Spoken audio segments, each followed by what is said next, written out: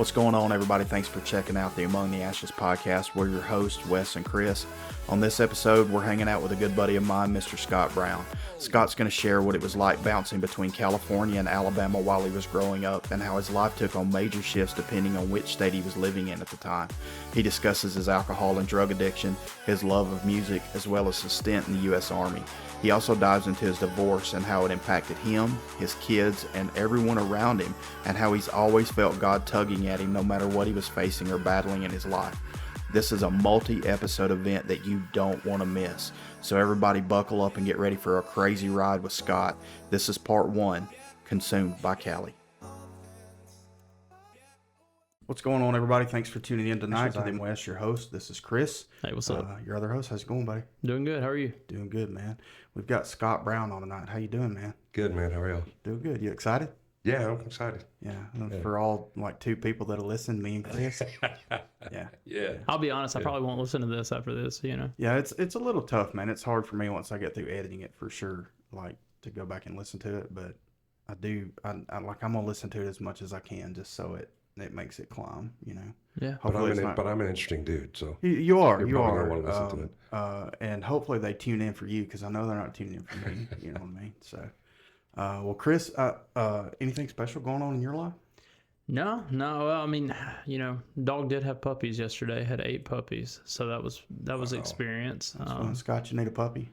No. They're Goldadors. It's like a lab mixed with a golden retriever. So see, I was really hoping it was like a pit weenie. Giant head, long body, but about that big around. So to paint the picture of why he said that, we have a lab, but we also have a Chihuahua. So like if the Chihuahua in the lab had a puppy, it'd be quite humorous. A Labwawa? Whoa. Or a Chalab? Yeah. Luckily we had Stella fixed, man. She went into heat, and she was like a stage 5 clinger. Mm-hmm. Like, you got to get this dog. Like, so she's really like attached to me anyway. I'm not saying I'm her person, but I'm her person in a lot of ways. She follows me around. She goes where I go, does what I do. But when she was in heat, it was like, oh my God, y'all get this dog away from me. So I'm glad we got her fixed and don't have to go through the whole puppy thing. Yeah, that'll be fun. Mm-hmm. So Scott, you're going to share about your life tonight. I reckon. If y'all are ready. Yeah, man, I'm ready. I mean, you and I work together. We've been working together, about 10 years? Well, like 11. 11? Going on 12. Yeah. So I've known you longer than I wanted to. Yeah. Vice versa. Longer than any decent relationship. Right? No, man, Scott, you've been a blessing in my life for sure, man. Been there for me a lot, and I really do appreciate it. And when we started thinking about doing this, I was writing people down that I'd like to interview, and you were one of those people. Because I know a little bit about your life and things you've been through, and it's pretty interesting. So I'm gonna let you just take it. Start from wherever you want to start from. Cool. It was warm, wet. There was a bright light. All of a sudden, there were people with masks standing around. Doctor slapped me on the butt. No, I slapped the doctor. There you go. There you go. All right, man. It's yours, dude. All right. Well, I appreciate the opportunity, man, and I'm excited and anxious to share. A lot of people would want to know, I'd imagine, but a lot of people already know and don't want to know anymore. But I was born in California. I can start there. Might as well start from the beginning. My mom, her father was in the Navy, and he was stationed in Alameda Naval Air Base in Northern California. And otherwise, she would have never been out there. They're all from Alabama. They're Alabama folks, from Pinson all the way up to Blunsville. That's her family line. And she went to high school there all 4 years. And, in California? In California, yeah. In the Bay Area. And from here on out, when I say the Bay or the Bay Area, it's the San Francisco Bay Area. And we were never on the San Francisco side. We never had enough money. We were on the east side, Oakland, you know what I mean, that type of area, and down south. So she went to high school, but was a beautician. Dad's a barber. So kind of weird that I never paid for a haircut my entire life until I went in the military and had to pay for my first haircut, and I had to have a haircut. Isn't that something? Yeah, but anyways, so wound up out there. I was born out there, had one younger brother. And just typical, they bought a house Just like a middle class, working family. Decent enough. Dad was more of he was the flashy barber. He was more the playboy type. You know what I mean? And I think that's what broke that up after 4 or 5 years. It was done. He was just, of course, Mom was 18 when I was born, and Dad was like 21. So I mean, they were just kids. Yeah, they were young themselves. And Sean was my younger brother was born. Dad was 24 and Mom was 21. So you know what I mean? They were both still kids. And anyways, so growing up, just a typical kid. I don't have a lot of memories as from that, up to 5 or so, just a few. One was really funny. We had this next door neighbor, and he had this little boy. It was about my age. His name was David, and he wore glasses. I'm talking about the bottom off the Coke bottle glasses. You know what I'm saying? Pop a quarter in his ear. You see him coming from pup to block. You know what I'm saying? So, and he would always lose or break them dang glasses, and blame it on me. And see, that was back in the day when homeowners paid for everything. So you were destined to work where we work because it's always your fault. Oh, exactly. Yeah, that's right. Yeah, so Scott, if I meet a guy today and he's a jerk, he's probably a jerk. Yeah. But if everybody I meet today is a jerk, it's probably me. Yeah. He is breaking them glasses. Oh, yeah. Yeah. No, I wasn't. So it has happened 2 or 3 times, and I'd always get a butt whooping when David lost or broke his glasses and blamed it on me. And I kept telling my dad, I didn't do it. I didn't break his glasses. You know what I mean? So I remember last time, one of my last memories, we're out there, we're playing, and I see David's glasses laying on the ground, right? And I stomped the crap out of them glasses, man. I'm talking about, I just smushed them into flipping bits and grinded my foot in the ground, you know what I mean? And he started crying, so I went home and told my dad, I said, you know what? I did break his glasses. I finally broke them glasses, you know what I mean? And another memory is California, that, the houses are stacked together like friggin' sardines, right? So people don't have yards for gardens and stuff like that, but everybody plants fruit trees in their backyard in California. You go to somebody's house, man, there's an orange, there's a pear, there's a plum, there's an apple, lemons, limes, because everybody grew. So we had a plum tree in the back. And I remember we figured out how to climb over the fence, right? And me and David, he still has glasses, but we climbed over the fence and got to that plum tree. Climbed up in it. We're just sitting up in it, just big old purple plums, And we got in trouble. Of course, she could see it. Mom could see it was all over us and all that. And I thought I was doing something. She said, "I'm not even going to spank you." I said, "Why?" She said, "You're going to be sick." Right? And I remember, like, for 2 days, man, just crapping. Just and plums kept, she kept saying, I told you, Yeah. So my folks got divorced, and we moved to an apartment, Mom and Sean and me. And she met somebody, a guy that she went to high school with, was friends with in high school. And so they got together, and next thing I know, we're going back to Alabama. So how old were you at this time? I was 5, going on 6, maybe. Okay. 5 and a half. And so next thing you know, I just remember traveling across the United States, but because Mom, once they got divorced, Mom didn't have anybody there.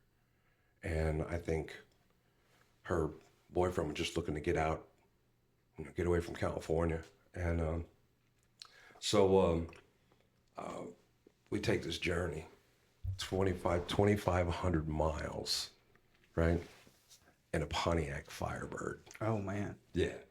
2 kids in the back, my stepdad up front. Well, he wasn't my stepdad yet, but he was chain smoking the whole entire time. You know what I mean? So it's like, you can imagine it was probably a 67, 68 Firebird, and we go cross country in that thing. Well, I guess apparently they had stopped in Nevada.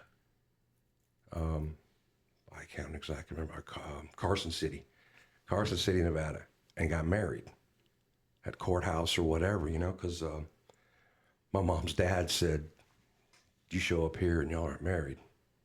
She said, I'm shooting on sight. Oh, wow. Yeah. Oh, yeah. Yeah. And I remember that's the first thing I remember when we pulled into, they lived in Roebuck, I think it was. And pulled up in the driveway. Grandpa was on the front porch, man, with a shotgun. So he meant business. He was serious. Yeah. Oh, yo, he was serious because, you know, mom was divorced and now she's got a boyfriend and you know, they thought they were just shacking up. And, Right. you know, she had to tell them, no, we got married. We're married, you know, so. It was like 5 minutes, but we're married. Yeah. Yeah. You didn't say how long I had to be married. You just said be Exactly. married, right? Yeah. We were married 3 days, but you know, yeah, we're married. I think they had little cheapo pawn shop bands or whatever on, you know, but, after that, man, there was, it just got dark, you know, and, he just started beating us up, you know, didn't have any kids of his own. I learned later on, as I got older, he was in Vietnam, you know, and he had to shoot kids and, you know, just a whole bunch of stuff. But I mean, not an excuse to, Sure. you know what I mean? But he had a lot of crap going on, Right. you know? Well, you know, I was 15 months old when my dad left, and you know, he was a Vietnam vet, and my mom said, you know, before he left, he drank some, you know, but when he came back, it was just kind of over the top, and you know, it was drugs, and you know, he would gamble the paycheck away or whatever, and in spite of him not being there, like my mom was always like, yeah, he's worthless because he's not here, but he had a problem. Yeah. And she would always say, you know, you don't know what he saw, what he went through, what he experienced. Not that that's an excuse, Right. but Vietnam messed a lot of folks up. Probably, I'm not saying war in general does. I mean, I think the military in general, it can be beneficial, but it can also create some bad stuff, especially if you have to go into any kind of fighting. You know, and there's a lot there that I would imagine you just want to escape from. You know? Well, I wasn't even in combat, and I've got some, you know, just in 5 years, I've got some pretty traumatic stuff that happened. Right. You know what I mean? And so you really don't have to, you really don't have to go to war. I mean, you know, but anyway, so it was just really bad, and he would beat up mom and then come to us, you know, and it was just this vicious cycle, and I didn't understand what was going on. What, you know, as a kid, what did I do? Sure. You know, I might have dropped something or whatever, but it was dark for quite a while. And he was a truck driver. Drove a semi-truck over the road sometimes, and sometimes he worked, sometimes he didn't, you know. And then, so I remember first, second, and third grade, I went to Robinson Elementary in Eastlake, and I actually played Pee Wee football. I was an Eastlake Cowboy. Eastlake Cowboy. Eastlake, not too many Caucasian gentlemen can speak to that. Sure. You know what I'm saying? But I just, there's a lot of, I don't know if it was the trauma or what, but a lot of stuff, just a lot of years, a lot of things, a lot of places, stuff like that I don't have any memory of. You know what I mean? I lose time, I lose track of, you know, don't remember first and second grade really vivid. Third grade, hardly remember any childhood memories from school or things like that. You think you were trying to block that out? Except maybe? for That's what I was about to say. Is it a coping mechanism? Yeah, I think the brain does that. I don't think, you know, because as a kid you don't have much control over, especially your brain hasn't even developed that much yet. And then he got a job running for Coors beer in Colorado. So we moved to Colorado. So at this point, I'm already in 3 states and I'm not even 10 years old yet. Right. You know, and moving like that, I guess one thing. And overall, I think it's 8 or 9 different schools in 12 years total. And that's tough. You know, I went to, I started out at Bagley, went to Summerton, back to Bagley, corner. and then I stayed at Hayden from about middle of my 4th grade to through my 10th grade year, and then I graduated 11th and 12th grade. I graduated from Dora, and that's same community essentially. Like you see the same people, but like you develop relationships with people and you just don't have them anymore. Right. Yeah. Yeah. And it was a little easier when I was older because I could drive and I could still see those people being in the same community. But nothing on my mom. Like she just did what she had to do. Right. Could find a place cheap enough for us to live. She's a single mom. But yeah, that's pretty tough on a kid. I mean, because those are your formative years. And you're not able to maintain the relationships that you built with people because you're not there long enough. Yeah, as soon as you make one, you're gone. Which I think, and there again, I'm not a psychologist. Please, everybody know that we're not doctors, we're not psychologists. This is just our own experiences. But my thought process is that almost kind of, not knocking your mom or my mom or anybody who's had to do that, but it almost hurts you in later years as far as relationships go, Right. because you just don't know how to have one. It's like, well, if I spend more than 6 or 8 months with this person, they're going to leave or I got to leave. So what's the point? Yeah. I think you can look at the apples and make applesauce, because I look in hindsight, I look back and go, you know what? My personality, and if you don't like me, you got a problem. Right. You know what I mean? Right. There's nobody, what's the saying? Never met a friend or whatever it is, but I mean, that's how my friend making ability, how I made friends, that increased. So wherever I went, I had to make, so it's, I guess that developed part of my personality and part of my ability to socialize. Yeah. So you would say you went the opposite direction, like you were more sociable. Is that what you're saying? Like Yeah, maybe I felt like I had to be. Yeah, you had to be more social because you wanted to make those friends, as to just letting it be organic and develop and happen. It's like I got to do it all right now up front because I may not have that chance later. Right. To where other people, maybe it just causes them to back up and say, well, I don't want to make friends because they're not going to be there. So I can see. Yeah. I can see how that, So I kind of went the other way, and of course that was part of my downfall in grade school and high schools. I became the social butterfly, man, and I was getting in trouble for talking and hanging out in the hallways and being late, and so it just it developed into a bad habit. Right. You know what I mean? Me trying to do that, just like, well, okay, we're going to Colorado, I better make some friends. Mm-hmm. Do not remember. I have maybe 2 memories of my 5th grade year. Oh, wow. So I'm talking about the whole school year, everything. Well, you would think that you would remember that, being that long ago. Y'all couldn't have had that 3 or 4 people in your class. I mean, you got Moses. Methuselah. Yeah. So I remember it was 1976, and there was a flagpole out in front of the school, and they were doing a time capsule. Y'all ever heard of that? Mm-hmm. Mm-hmm. So they take a bunch of stuff, like the bicentennial quarter came out, you know what I mean, in 1976. So they put that and a bunch of other stuff from 1976, maybe a newspaper, maybe, whatever, put it in a box and buried it in the ground at the flagpole. And I guess now I haven't even looked to try to find the school online to see if they're still there. Yeah. But I remember us doing that. Now, that would have been 3 years before I was born that you did that.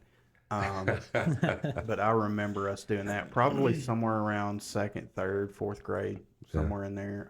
Well, it would have had to been 3rd grade because I would have been at Bagley. I remember us doing that though. But I don't remember ever digging it up. I don't know if they do it, when those classes graduate, or I don't know. Or no, is it 20 years? Yeah, is maybe. Because now it would be a more long time. than 40. A long time. Because this year is our 40th. Graduation. Reunion. Yeah. So, I was doing the math the other day. Oh, shoot, I kicked that thing again.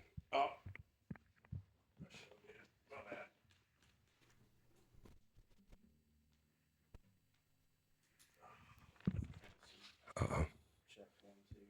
Check. Okay. There we go. Check. There we go. We're back. Sorry. All right. We're back, everybody. All right. I'll cut and edit that. Okay. So, then the second memory I have is we'd always have an end of the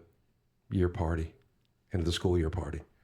And Mom, being a beautician, Mom either had mints or always had some gum in her purse. And for Mom, it was juicy fruit. You know what I mean? Mom's purse always smelled like juicy fruit gum. If you don't even know what juicy fruit is. Yeah, my It was grandmother's always before my smelled like time. double mint. Yeah. So I was always chewing gum, and I always got in trouble in class, man, for chewing gum. I snagged a piece of gum out of Mom's purse before I left that morning. Mr. Brown, are you chewing gum in class? Yes, ma'am. Yes, ma'am. Can you kindly spit it out, you know? Or she would say, did you bring enough for the whole class? Yeah. No, ma'am, I did not, right? So I told Mom, and Mom got several notes that I was chewing gum in class and whatnot. And so the last day of the party, bubble yum's what I liked, right? She bought the box of like 10 packs of the case of bubble yum. Yeah. And you could bring something to the class, a little something to candy or something to share See, at with the point the everybody, right? teacher would have said, "You have Yeah. enough for everybody," I would have said, Yes. "No, I don't. This is all mine." Yeah, so I've got, I think, 2 pieces in my mouth, and I'm blowing freaking bubbles as big as my head, you know, and she's looking at me, and she said, "Mr. Brown, you chewing gum in class?" I said, "Yes, ma'am, I am." She said, "You're bringing it up for the whole class?" And I reached down to my desk, and I said, "Yes, ma'am, I did." The kids are going, you know what I mean? It was cool. So Colorado, the one thing I do remember is the snow, because we lived in Golden, which is where the brewery is, and right out of our apartment you could see the G that's on the side of the mountain for Golden, and the apartments were on like 3 different levels. There was a building up here, then a hill, then a building, and then a hill. It was like a 3-tiered complex, and it would snow, man, and just you could put your parka on, man, and just slide down, you know, from hill to hill. And if we know it was going to freeze, but it wasn't going to snow, somebody'd take their garden hose and just wet the grass, and it would be just a sheet of ice, man. And we would just, and there was a pool at our level. There was a pool that had a 6-foot fence around it, and the snow would just come off of both sides and just do drifts all the way up to the fence. So we'd do tunnels, man, through the snow. And it was just, it was really cool as a kid. And my brother Sean, he was just, you know, he was so cold all the time that Mom dressed him up like the kid from Christmas Story. You know what I'm saying? Come on, Ralph. Raffy, come I back. can't put my arms back, down. Raffy, you come know? back. And so, matter of fact, we had to walk all the way down to the end of the complex, probably about a good half mile or so to where the bus stop was. And 15 miles. yeah, both ways. 15 miles Uphill both ways, barefoot. uphill barefoot. And Sean, even though he was wrapped like Chewbacca, you know what I'm saying? He would be freezing to death, and he'd be crying. Sometimes I had to walk him back up. Mom would have to take him to school and all that. But that was where it got really bad, the abuse. And I remember our apartment was on the ground floor, but the windows were at the ground level. So we were like 3 or 4 feet underground. Oh, wow. You know what I'm saying? The apartment was kind of underground. Kind of like a basement. So you could open up the window and there was the ground. Right. You know? So I remember one night I knew, you know, he was tuning up Mom, and I knew we were next, or I was next. And they had a couple that Mom was real good friends with the lady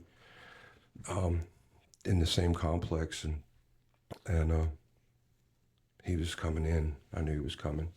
And so I was in my underwear. I opened up the window, man. I climbed out the window. There's snow on the ground, you know. I just climbed out in the snow and just ran to her house and told her husband I wasn't going back unless, you know, he stopped and everything else. And the next day, I forgot to mention one of the most important things. 1972, my baby brother Tony, they had a child. My mom and my stepdad. That's where I got Tony. Yeah. How could I forget Tony? My Right. gosh, man. Oh, dude. Oh, I'm sorry, Tony. So Tony was, at this point, Tony was 4, I think. 4 or 5, because he was born in 72.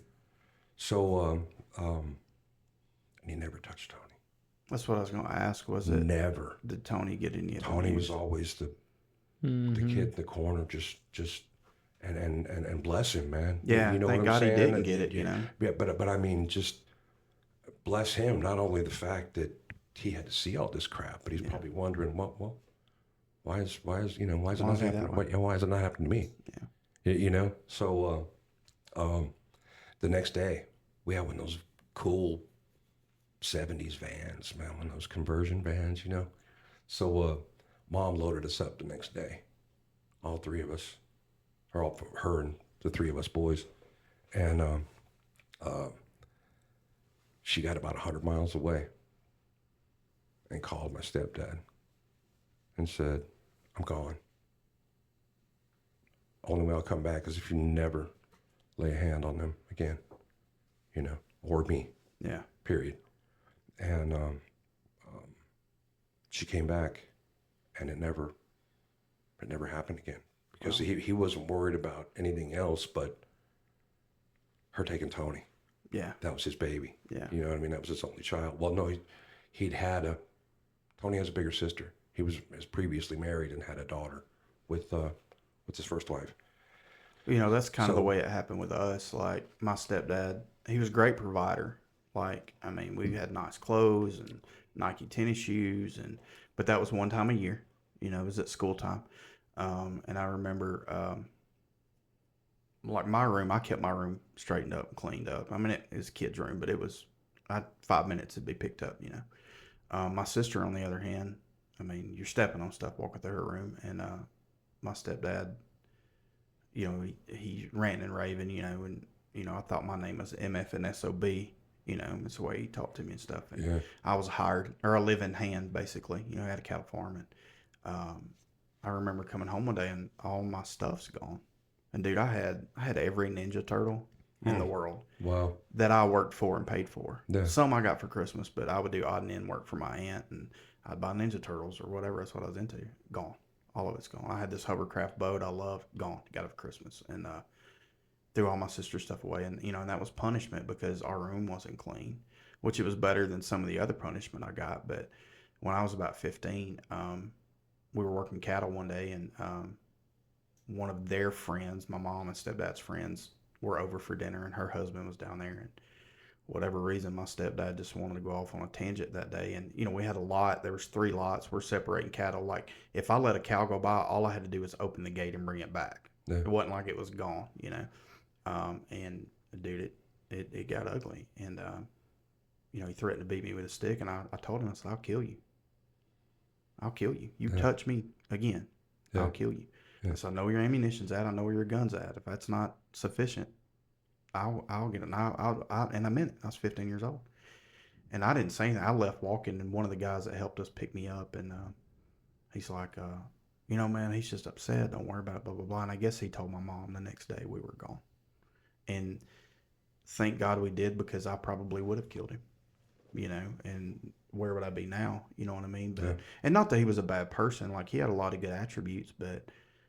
You know, he had a hard life. He grew up. He was 20-something years older than my mom, and his dad got his leg cut off in the mine. So at 8 years old, my stepdad was driving a coal truck.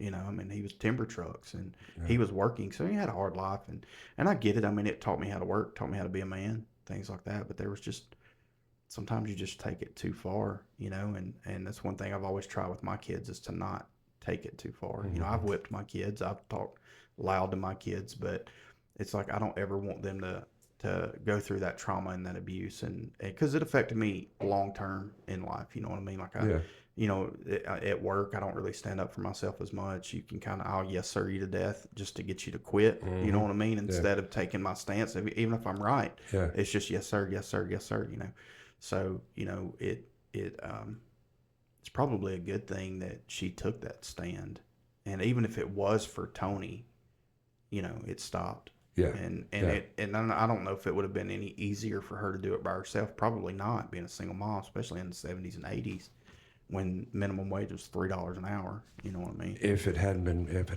Tony, it probably wouldn't have stopped. Right.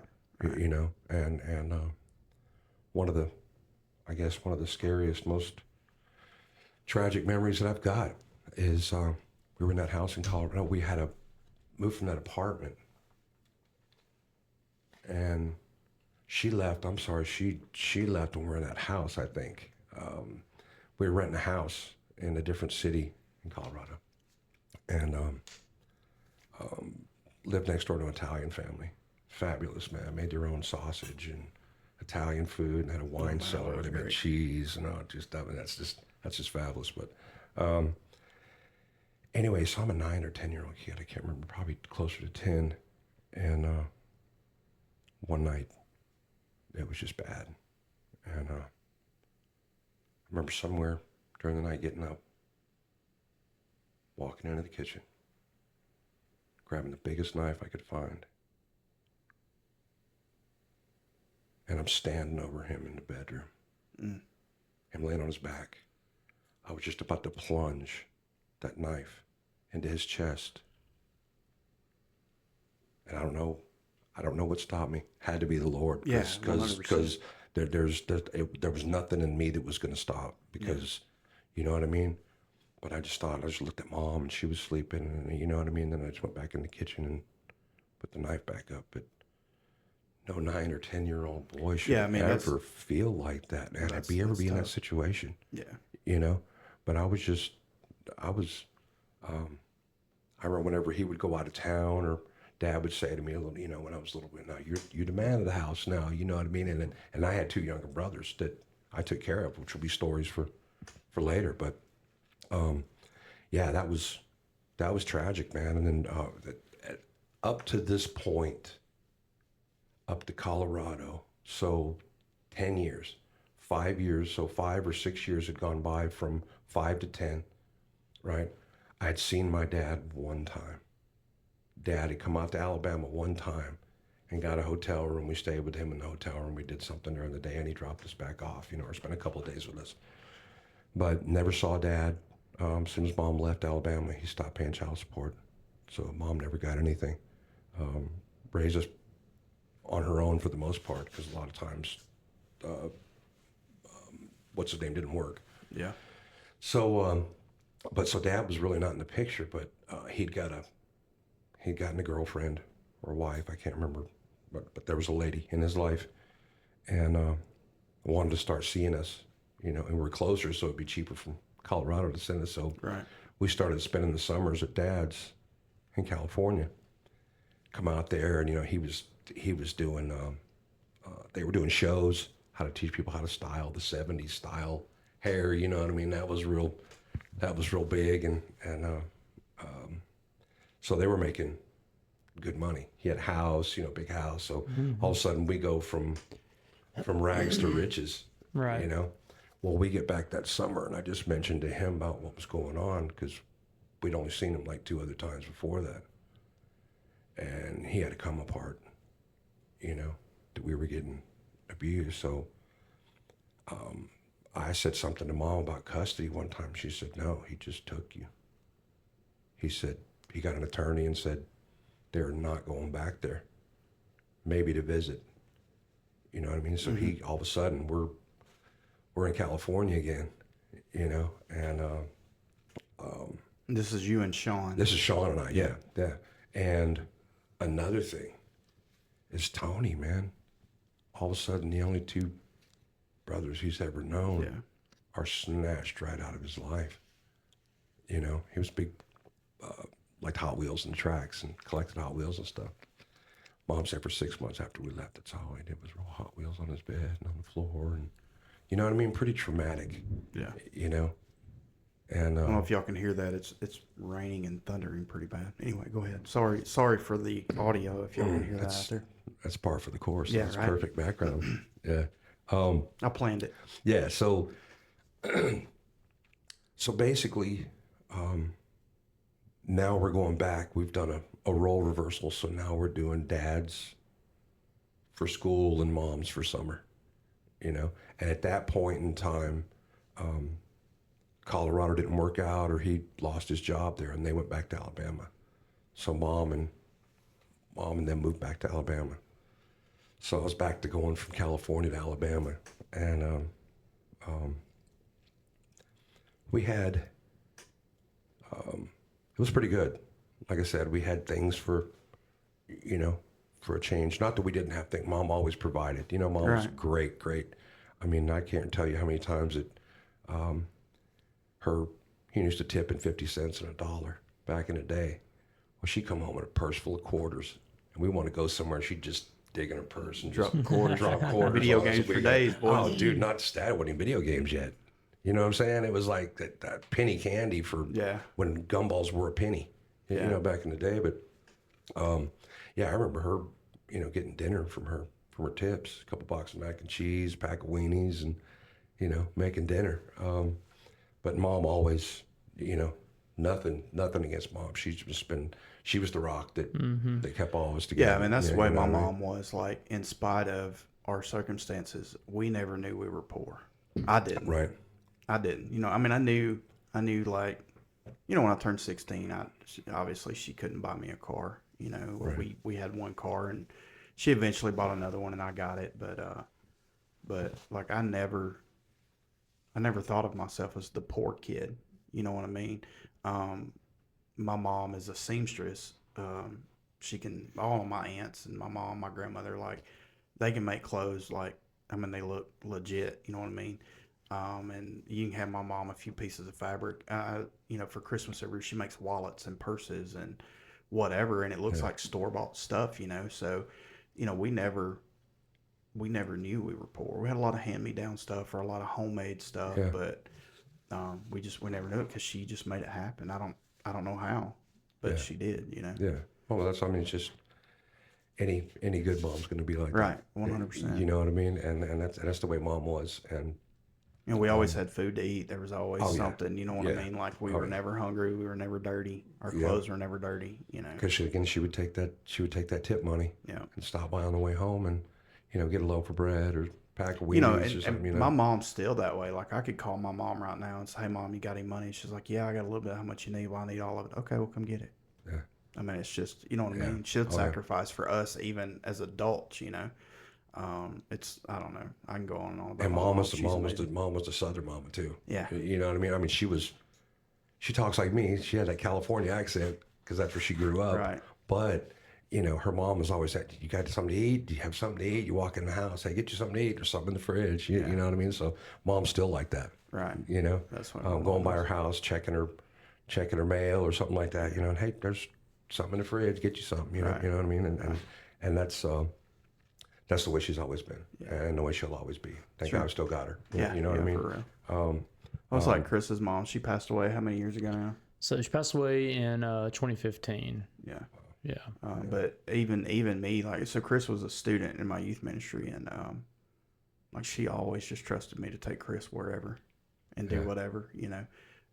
That's some trust. Yeah, for real. It was. No doubt. I think I carried a group of them to Hooters once or twice, you know, because that's where they wanted to eat. But hey, whatever. Yeah, it was wild. Yeah, we were teenage boys. Let's go have some fun, you know. Yeah, we were all teenage boys. You were not teenage boys. I was 25, 26. You know, I'm still 16 in my mind. I wasn't gonna let them get out of line. Hey, funny story about that though. So the waitress comes up and she's like, "Hey, how y'all doing today?" You know, real deep voice, kind of like yours, Scott. And so Wes was like, "Can we get a different waitress?" And then she was like, "Ha ha ha ha," you know. But he was being dead serious. Yeah, but it was pretty funny. Yeah, I'm sure it was a little creepy. It was. Wow. I mean, she had a deep voice, and I mean, you got to think that was what in 2000. I mean, I'm taking these kids to Hooters. You know what I mean? 2006. You know. Yeah, home run there. But you've got a certain as a teenage young man, you've got a certain expectation, right? And I knew that, and knowing Hooters and the situation, and I knew you know you got great sports on TV. You know what I'm saying? You can't really partake good in hot beverages. Wings. Good hot wings. Yeah. They can't drink. They might as well have some fun. Yeah, exactly. You know. Yeah. Well, anyway. So it's too much political correctness today. So we're don't want to get canceled. No, we're at. We got to get started before we ever get started. Yeah. So we're in California, and this is in the mid '70s. So 5th grade in '76 was my last year in Colorado. Mom then moved back. We moved to California. The lady was real nice, my dad's wife, but she'd always had a little problem because Dad, after he had Sean, got a vasectomy. So he couldn't have any more kids. So she wanted kids of her own, but, you know, wanted to be married to my dad. So all of a sudden now she's got 2 preteen boys. Right. You know? Culture shock. Yes, Big change. complete culture shock. And so their lifestyle of hitting the road for 3, 4, 5 days, you know what I mean? Right. They had to find a sitter, or send us to our grandmothers or whatever, you know. So there was a lot of resentment there, and nothing really physical. Dad whooped our butts, Right. you know, with the belt, but we knew Yeah, you needed it. why we're getting a butt whooping, and we got a butt whooping, you know. But it got to the point to where she was like making stuff up. You know what I'm saying? Wait till your dad gets home, kind of stuff. You know what I mean? And it would just becoming increasingly. She just turned out to be a huge step crazy. You know what I mean? Saying it, I don't know how I wanted to use the B word really bad because it was so appropriate. Right. You know what I mean? But so here we are going from this physical situation into this mental situation. And sometimes that's worse. Dude, it was. You know I mean, I'd rather you just beat me. Yeah. I remember, you know, so many instances and so many things, and you know, it was, and we were like Cinderella. You know what I mean? We were the 2 little step kids that, you know what I mean? We were like her slaves. Right. We had to, like, I remember having to stack dishes in the cabinet. You know what I mean? Like, and if it wasn't done. Like Tupperware was huge. Yeah. Right? And she was a Tupperware lady, which kind of gives you an instant of what she's all about, right? Boy, to have all that Tupperware today, though. Oh, dude. Especially, some of the as much as it's worth. We got all the cool stuff, too, not just the bowls and the different colors and all this stuff. Right? But, she would pull it all out of the counter in the middle of the kitchen floor. We'd have to do it all over again. Oh, wow. Yeah, just stuff like that. You know what I mean? Making your beds and rooms had to be, she was a freaking clean freak with the vacuum marks on the rug. All right, sorry about that, everybody. We had a little bit of storm come through, and Chris had to leave. Something about a tree fell or something at his house. So we were talking about your stepmom. Y'all going from the you know, the physical to the mental, man, and I guess you could call it. I mean, we just got a lot more butt whoopings than we should have got, you know, because Dad was coming home and, you know, hearing this stuff, and they did this, they did that, you know what I mean? And we get our butts whooped and grounded, and probably for things that you were just being a kid doing, you know? It was. And she was just so retentive about, you know, the way she kept house and stuff like that. It was tough to be a kid in that house. Yeah.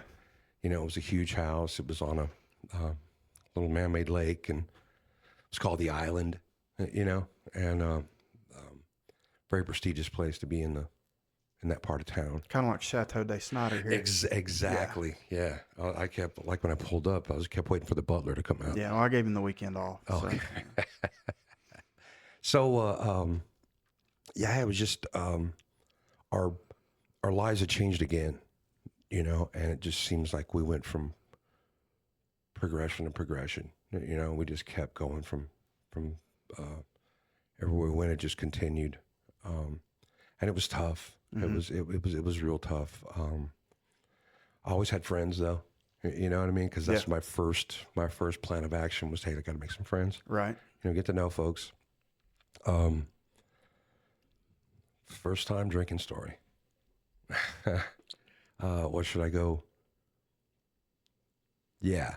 So I had a friend who lived across on the other side of the lake. I could see his house from my house, but he had to go out the subdivision, go all the way around down the street. I had this boom box, big old double speaker, D-cell batteries. That David toted it on your shoulder. No, you wasn't toting this one on your shoulder. This was a monstrosity. This had the handle. You hung it down by the side. And I was only like 13, 14. Went to his house, and his dad had one of those downstairs areas, you know, with the bar, and it was cool. The bar was all leather and it had wheels. You could move it around from place to place, you know. So he's like, man, let's get get a drink from my dad's bar. I was like, Dad, I don't know, man. My dad drinks and he knows what it smells like, knows what it looks like. You know, Dad's a veteran. So, so we started making what we call suicides, man. We started dumping stuff in a cup, you know, just drinking. And I had to make my way on foot back to so I was like, it was like, you know, people were all over the lawn around the lake, and I'm just stopping talking to folks, and hey, you know, whatever. And I get home, I make it home, you know. I remember sitting out in the front. I live in the cul-de-sac, sitting there on the sidewalk, and I got Sean, I got Marvin, and I love you, man. I love you. You know what I mean? Doing this thing. He's like, dude, what's wrong with you? You know? And so Dad came home. My stepmom says, he's on the couch. Something's wrong with him. I can't get him up. And Dad comes over and he says he walked within 3 feet of me, and already knew he could smell me. Already knew what was going on, you know. And he wakes me up. Get your butt up, you know. And I just remember taking about 3 steps, and it was friggin' Linda Blair projectile. Yeah. Oh, you know, just, and so sick. You know, they just kept feeding me water. Yeah. And this was on a Friday. Well, Dad, his shop was open on Saturday. He was off Sundays and Mondays. And so Dad had to work Saturday. And he had a deck he was building out on the back. No, you had to work Saturday. Oh, dude. I mean, so he had this drain, the black perforated pipe that he was running underneath the deck and all. So this is the whole length of the yard, you know, 12 inches deep, 12 inches wide. And he had it marked out, but he had not dug it up yet.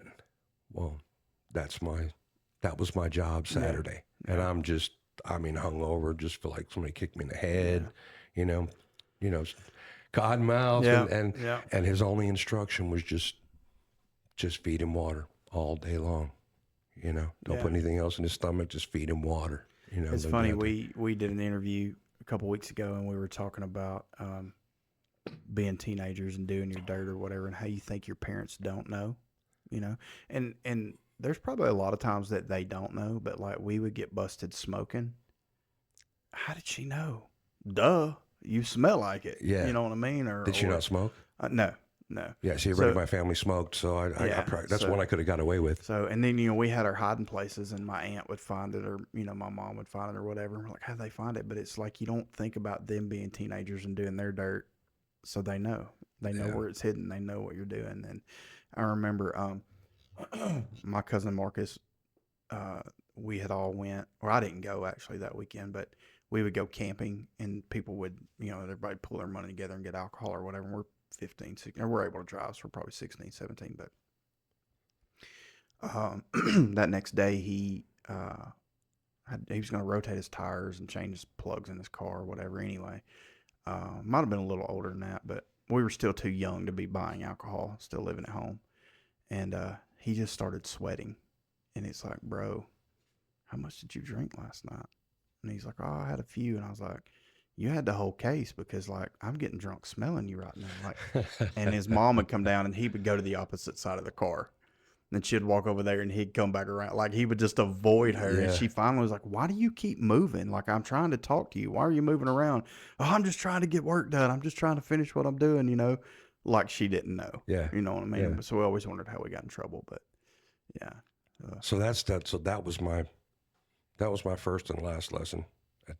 At that point in time, I realized that alcohol was not my jam. Yeah. You know what I mean? I didn't like that. So I remember I was in 8th grade, and this is like 1980, and middle school, and just about to graduate 8th grade. Had a friend, you know. He was like, you ever smoked before? I was like, I've had hits off a cigarette. You know, he's like, no, I'm talking about, you ever smoked weed before? I said, no, man, I'm afraid of getting in trouble, because every time I do something stupid, I get in trouble. Right. Because I just can't keep myself out of it. You know what I mean? It just follows me. So, turns out trouble is my middle name. So, he's like, hey, man, my brother's got this plant, and we could just go pinch some off of it. And I was like, I don't know, dude. I do not want to be beat up by somebody's big brother. Right. You know, I'm a big brother. So I don't want to, I don't want to go there. He's like, no, man, it's everywhere. He's like, you wouldn't even know if we just pinched a little bit. So he did. He pinched a little bit and went down to the oven. He put it on a little tray to dry it out a little bit, and then we smoked. I don't remember if it was a pipe or bong, whatever it was. But I remember rode our bikes to his house from my house. I remember riding my bike home, man. I think I did a wheelie halfway home. You know what I mean? It was just, it was just. You probably just popped up and back down, but it felt like the wheelie was all the way home, and I think I told everybody that, dude, I rolled like a 2-mile wheelie. But it was just I was like, my world opened up. Yeah, the gateway drug. See, I was completely opposite. Like the first time I ever smoked marijuana, and I'm not advocating it at all, but like. I just felt nothing, and I was like, why did I even do that? I mean, I always said I'd never do drugs, all that stuff. And I wasn't even a real big drinker. Like I drank like 4 beers, I'm gone. You know what I mean? At that point. And so I tried it, didn't really do anything. Well, they talked me into it a second time, and man, I turned green. Like I was so sick. Really? And it went from like smoking it to instantly. I got to coughing, and therefore I got sick to my stomach. And an hour into that is, I guess, when it finally just really started kicking. And then, like, I was good, but I was so high, like I couldn't function. Like I just sat there in space, and I learned really quickly. The third time I ever smoked it, I got sick again, projectile. Wow. We went to a club. I was puking the whole way there, passed out in the club for like 3 hours. Like, how do you sleep through that? Wow. Yeah. So I learned really quickly. Yeah. It's not for me. Yeah. Well, that was, it was like I didn't get sick like I did with the alcohol. Yeah. You know what I mean? And, I felt good. And if you washed up and, all that, you really couldn't smell it. Had something to eat or something to drink, but, that was, so drank already, smoked already, and I think one more time, smoking with friends, smoke cigarettes with friends, they found out. And so they were going to this, in the meantime, don't let me forget, no church up until we came back to Alabama. So I was 5 or 6. Sunday school on the bus, and I always remember the felt boards with the characters and all that, you know what I mean? So raised up in it, Baptist church, mostly. And not much church in Colorado. So when we got back to California, I was going to church with my grandmother, my dad's mom. She played piano in the church.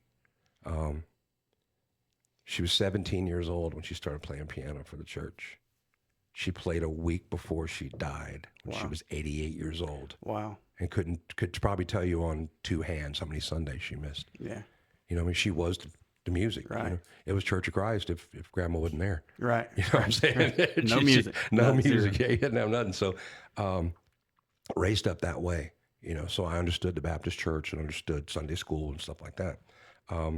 Really still didn't have a concept of, you know what I mean, who Christ was, and I really didn't have enough. Well, but there. I think that's a beautiful thing. I mean, like if you read the Bible is, I mean, it's just prophecy. You know what I mean? Like every word of it, and it says to train a child in the ways of the Lord, and in the end, they'll not depart from it. Exactly. So there's a lot to be said for taking your children to church. There is. When they're small, even if they go astray for years and years and years, there's a lot to be said for that. Right. So you had gone to church as a child. Had gone to church as a child, and always to church when I was with my grandmother, my dad's mom. Like I said, she played the piano, grandma played the guitar. He was the tenor voice. Right. You know what I mean? So they were in church every time the doors were open. And there again, that's the beautiful thing of what the Bible says about training a child in the ways of the Lord. Because exactly. You may lose your way along the way, but you'll always come back. And that's what I try to tell people. It's like, just read the Bible. Yeah. Like if you're having a problem, you need to find your way through life. It's telling you exactly what you need to know. And it's mind blowing for me that they don't even number one, it's mind blowing if they don't believe in God. I do get that at times, like your faith being tested and your struggle. God, are you listening? Are you there? I've been there myself. But then, like, when I open that Bible and read it, like, there's nothing in my 45 years on this planet that I can't go to that Bible and find and say, okay, he had already mapped it out. Yeah. I just hadn't found it. Yeah. Well, you've got to understand, I know people right now in California that have never heard a word, never been to church, just living their lives. California is an environment that consumes you. Yeah. You know what I mean? And it's all consuming. And before you know it, now you're a part of the machine. Yeah. You're a cog in that machine. It just keeps turning and turning, and you can't stop. Right. You know, you go mess up the whole thing. But anyways, and also, if I had $100 bill for every person that has said to me they had a praying grandmother, dude, y'all wouldn't see me at work Monday. I'm serious, man. More people say grandmothers, and now, you know, especially in different communities, you know, the Black community, Latino communities, man, they're being raised by their grandmothers, right? You know, and I hate to say it, but it's just a reality, right? And these grandmamas, I remember every time I was at my grandmother's, right? She had the room, we had the spare room right in front of the house, and her and Grandpa always had separate beds. I didn't understand that. Everybody I knew their mom and dad were sleeping together, you know? And one time I asked her, I said, Grandma, how come you don't sleep with Grandpa? Do you not love him? She said, oh, baby, I love him. I love him more than anything in this whole wide world. But he kicks like a mule. And I can't say, I just can't sleep with him. She said, I'll spend all day with him. Comes time to go to bed. We kiss each other goodnight. But passing by that room with that light on, she's got that Bible open. And I remember waking up some nights and she's standing over me and Sean praying. Mm-hmm. You know what I mean? I'm talking about just full on, you know, just praying over us, you know, because she knew the struggles that we were going through, especially with Mom, you know, and she always loved Mom and always prayed for Mom too. But, so we hadn't been to church, you know, in quite a few years, going from Colorado. Mm-hmm. And I don't remember if my dad's wife got saved or if my dad got saved, but it was just like all of a sudden we're going to church. Yeah. Complete transformation. Dad was a bass singer really well. I think the Singing Browns is our family from Oklahoma that used to be artists back in the 50s and 60s. But Dad was a very, very pronounced bass, you know.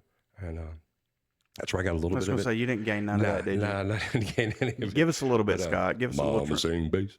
Papa sang tenor. So he got with the quartet immediately. So he was, you know, he was in, and he was all in. Plus, he grew up in the Baptist church with the hymns, but I don't know why, dude. They chose full-on Pentecostal. You know, I mean, it was. I can't remember. Oh, Assemblies of God.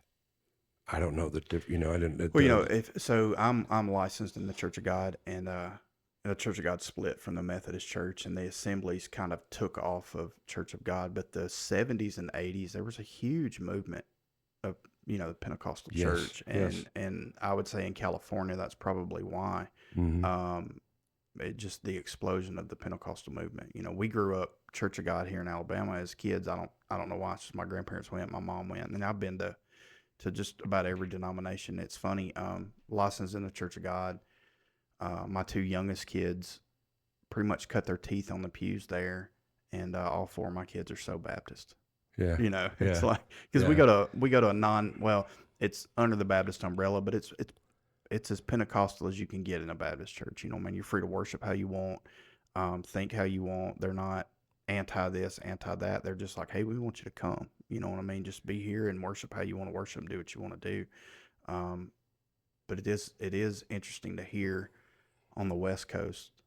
Yeah, it was. Yeah, it was, and it just freaked us out, dude. I mean, people are bobby pins flying you know everywhere. What I mean? And holy is your name, Lord. Yeah. It's just like this is like some alien stuff. Well, you know, and I tell people all the time. I tell my kids, you know, You know, whether you believe in speaking in tongues or you believe in people being slain in spirit, rolling around on the floor, or whatever. Here's the thing. Maybe that's emotion. Yeah. But if they're being emotional about their God, Oh, yeah. you know, Yeah. and we're created in his image, so that tells me he's an emotional being. You know what I mean? Yeah. Are people in Pentecostal churches getting it 100% right? Probably not. No. But I think a lot of the people who are scared to worship God truly and freely are missing out on a whole lot. Oh, yeah. You know what I'm saying? Yeah. Because if you're doing it in the right heart, you're not doing it to be looked at. You're not doing it for you to receive any praise. You're saying, God, I feel like your spirit's moving on me, and the Bible says David danced naked before the Lord, like tore his clothes off and danced. You know, how crazy did he look? But he was also a man after God's own heart. And that's where we're supposed to do it. Yeah, and I can tell a huge difference in just my own spiritual walk from being, and there again, I don't agree with everything that happens in a Pentecostal church on Sunday. You know what I mean? That's a wrap. Thanks for hanging out with us tonight. If you enjoyed that episode, please go and check out part 2. It should be available now. If you're watching us on YouTube and you like what you heard and want more content from us, please subscribe, hit that like button, and leave us a comment. If you're listening on Spotify or some other podcast platform, please hit that join follow button and leave us a comment. It really does matter. It helps us and everyone involved who's been on the show to get their story out there, and that's what it's about. If you'd like to be a part of the show or have an idea of something you would like us to discuss or talk about, leave us a comment or shoot us an email at amongtheashes@yahoo.com. Thanks again for checking us out. Remember, Jesus loves you and so do we. Keep your head up.